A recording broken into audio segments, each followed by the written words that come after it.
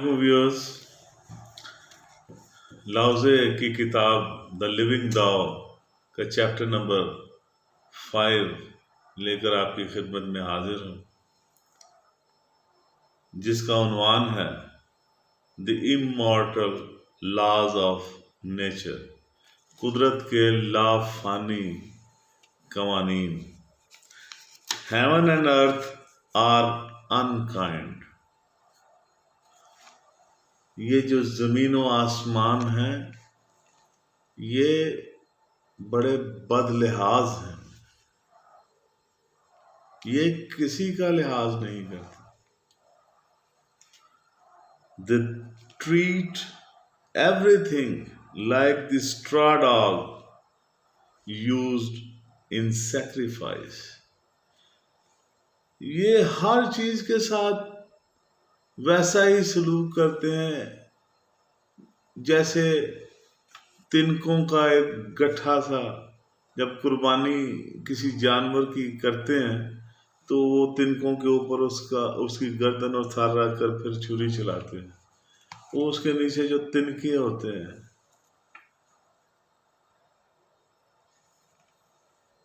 जो उनका इस्तेमाल है, वो हर चीज का इस्तेमाल ऐसे ही करती है।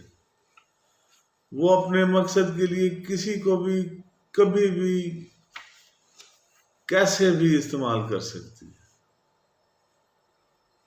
बिला इम्तियाज, बगैर किसी लिहाज के।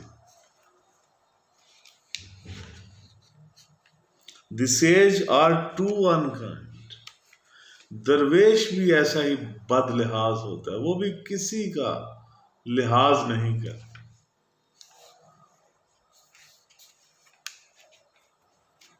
सच और हक के आगे कोई भी आए, वो किसी को तस्लीम नहीं करता।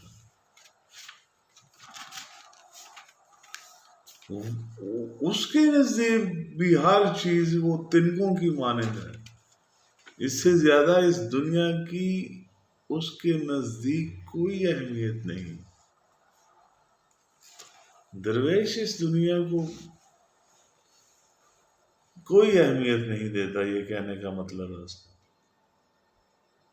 Within the bond of heaven and earth there is plenty of space. इन जमीनों आसमान के दरमियान बहुत सारी खला है। Much like there is space within a bellows, जैसे कमान के अंदर खाली जगह होती है।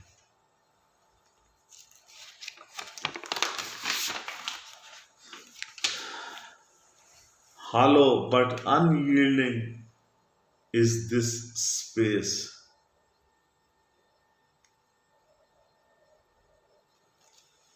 खाली होने के बावजूद भी वो खाली जगह होती है, लेकिन उसका जो खालीपन है उसे अपने कमाल पर कायम रखता है। वो खालीपन ही उसका कमाल है, क्योंकि जब आप तीर को ऐसे खींचते हैं और छोड़ते हैं, वो खालीपन ही के अंदर ही वो मूवमेंट होती है। वो खालीपन ना हो तो वो मूवमेंट नहीं हो सकती। उसको आप खींच नहीं सकते, उसको आप थ्रो नहीं कर सकते।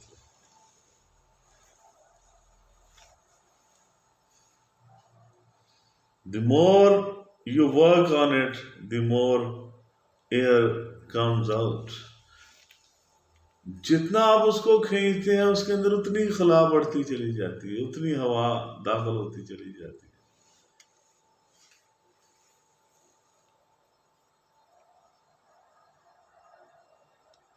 वर्ड्स, अल्फाज जो हैं, आर सुपर फ्लूस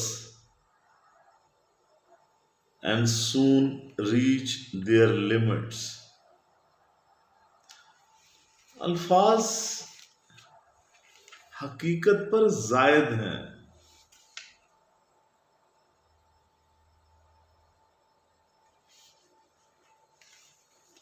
अल्फाज की इतनी जरूरत नहीं है,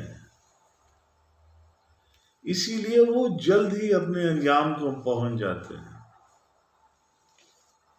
खिजा में जैसे पत्ते खुश्क होकर गिर जाते हैं, एक मुकाम पर अल्फाज भी बेमानी होकर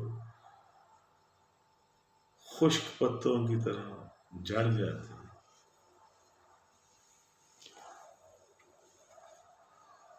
It is far better to adhere to impartiality and the middle way। बहुत बेहतर है कि गैर जानबदार और म्याना रवि जो है वो इख्तियार की जाए, ये बेहतर है। ये था चैप्टर नंबर 5, द लिविंग दाओ बाय लाओ त्से। आपसे गुजारिश है कि मेरा चैनल सब्सक्राइब कर दीजिएगा। अगर आपको मेरी ये वीडियो पसंद आए तो इसको लाइक और शेयर भी कर दीजिएगा, ताकि आपका और मेरा ये सिलसिला बरकरार रहे। आपके रिस्पांस से ही इस सारे सिलसिले में जान पैदा होती है। आपके रिस्पांस से ही मुझ में वो जज्बा कोई अच्छी बात कहने का, कोई इल्म की बात कहने का, वो कायम रहता है। मेरे साथ रहिएगा। चैप्टर नंबर 6 का इंतज़ार कीजिएगा। आपका बहुत बहुत शुक्रिया।